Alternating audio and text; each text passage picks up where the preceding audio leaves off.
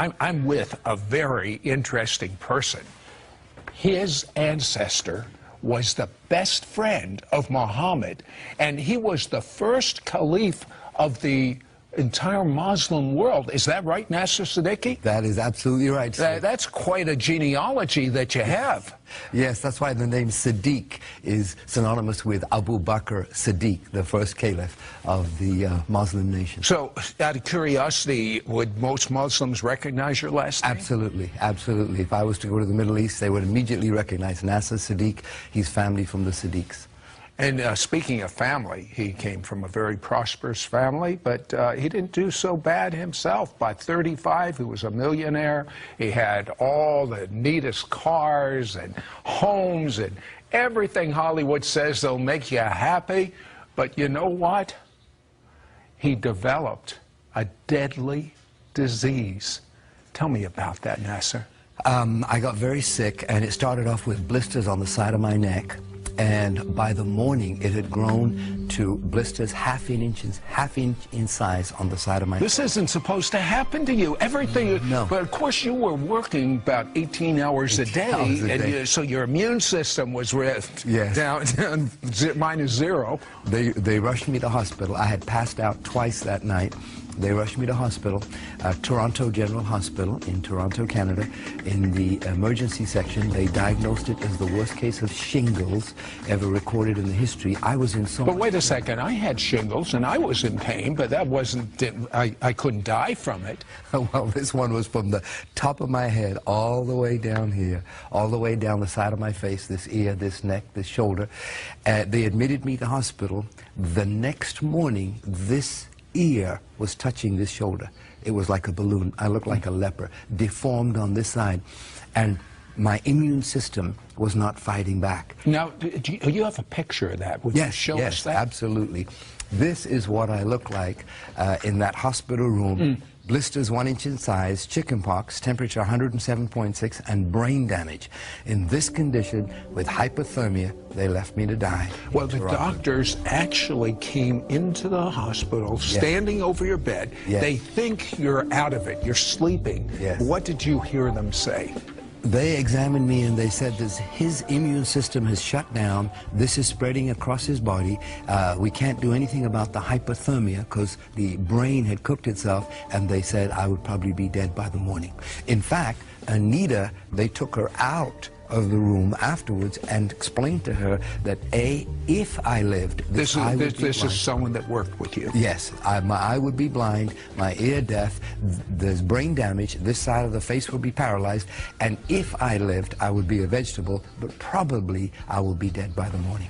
Okay, you hear this horrible report. Yes. You're a Muslim. Yes. Did you prepare? What does a Muslim think when he gets a death sentence like that? Allah is not a healer. Muhammad is not a healer, so we don't turn to Allah to heal us. We assume that we're going to die. But I was afraid of death, Sid. I was petrified of death. Why?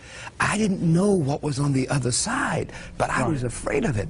And the very people that I had my faith in, my trust in, were those doctors. And they had just given up. What do you do when the people you got your trust in have given up on you and left you to die?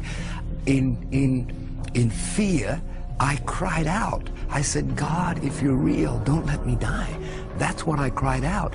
Muhammad didn't come, Allah didn't come, but that night, in that room, there appeared a figure at the end of the bed.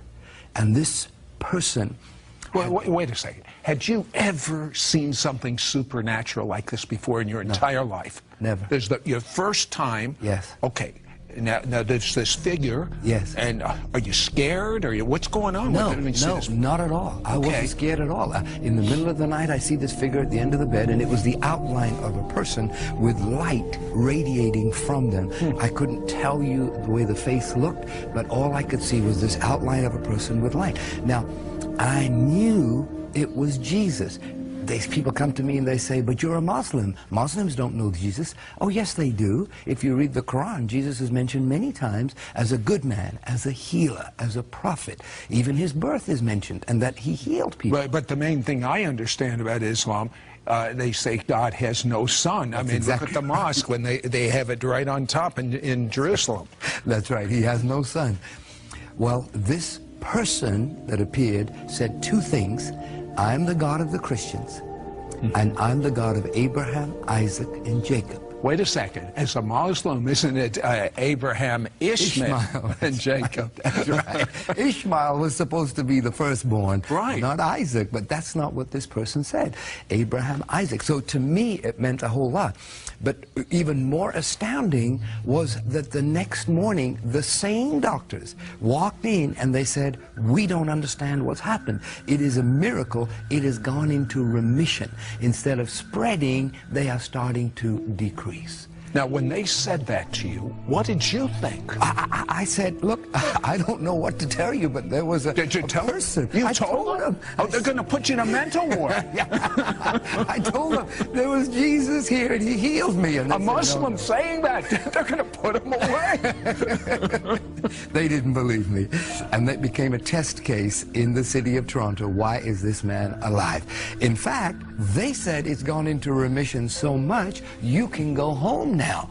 And I said, no, I don't want to go home. That was my security. That little room was my security. You wanted that man to come back? Yes, absolutely. They released me the next day. Now, the problem was that even though it had gone into remission, my head still looked deformed. Right. And so when I would walk down the street, people would cross over the other side. They didn't know what was wrong with me. But what did you do with this man saying, I am the God of Abraham, Isaac, and Jacob? Well, Isaac! I know. Yes, sir. It's like, wait a minute, this doesn't make any sense. Is this Jesus that appeared in my room, is he a prophet, the way the Muslims had taught me all my life, or is he the Son of God? Hold that thought. Let's find out how God supernaturally shows Nasir that he's the Son of God. Jesus is the Son of God. It's the God of Abraham, Isaac, and Jacob. Don't go away. This is amazing.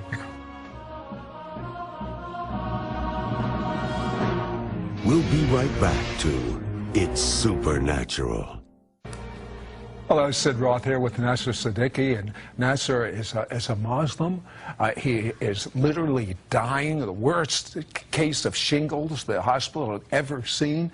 And a man comes in, he just intuitively knows that it's Jesus, and he's emanating such love, such light, that healing begins to start in Nasir's body. The doctors don't understand it. They release him. He wasn't completely healed, but he went from no hope to being able to leave the hospital. But he had a problem because this man that visited him, Jesus, said, I am the God of Abraham, Isaac, and Jacob. And if he knew one thing, he knew God has no son. But that's what he said. Exactly so what did you do about that? I had that burning question. Is Jesus really the Son of God? And I got home that day, the day I was released from the hospital. The next morning, I wake up at 6 o'clock. I don't know why I woke up at 6, turned on the television. There were two men, just like here, talking about that very question. And on the screen, it says, is Jesus the Son of God? My goodness. Coincidence? I don't think so. That was the very question that was in my heart. And they're talking back and forth. And they were talking about how God sent his Son to die on the cross for our sins because of his love for us. Now, as a Muslim, what did this mean to you? It's so strange. Well, as a Muslim, I was taught all my life that to know that you're going to heaven, your good works have to exceed your bad works. And it's only through works. The only exception of that in Islam is called jihad. Jihad is when you die for your cause. You die for your God. And here I'm hearing these two men talk about not dying for your God, but your God dying for you. I'd never experienced that kind of love in my life. And I said, could this be true? Could it be true that God, the Father, sent Jesus, the Son, to pay the price for my sins, for everything that I've done wrong? This was all new to me, but it was exciting. And these men were talking back and forth that yes, Jesus is the Son of God, and yes, it is documented that he walked the earth, and it is documented that he healed, and it is documented that he died on the cross and paid the price for the sins of all men. So what happened with this horrific disease that you had? Well, that day when that program finished, I got on my knees. They led me in a prayer. I asked Jesus to be the Lord of my life. I found a photograph of the way I used to look, and I started praying to this Jesus. Can you make me look like this again? I'd looked 75 years old. My whole face is aged. 5 days later, I woke up at 5 o'clock in the morning. The doctor said, don't scratch the blisters, they're contagious. But I saw some on my pillow, so I must have scratched them in the middle of the night. I got out of bed, stood under the shower, said for an hour and a half, every single blister from the top of my head, my face, my ear, my neck, my shoulder, fell. And the skin was red like raw meat. And the doctor said I would have white blotches, but as you can see, there's no blotches. So is there any doubt in your mind that God is the God of Abraham, Isaac, and Jacob, and that Jesus is his son? Any doubt? No doubt whatsoever. I'll tell you. I have living proof. I'm sure of that. So Nasir ends up, storybook, he marries his associate, Anita.